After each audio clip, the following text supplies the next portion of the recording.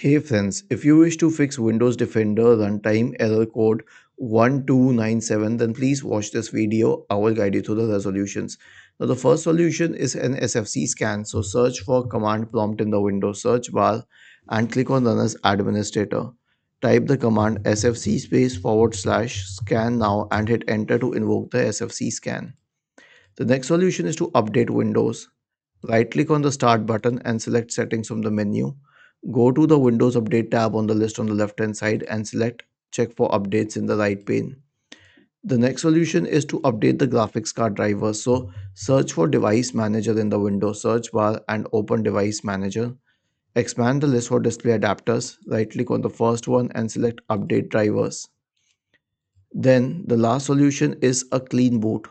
So search for System Configuration in the Windows search bar and open System Configuration. Go to the Services tab.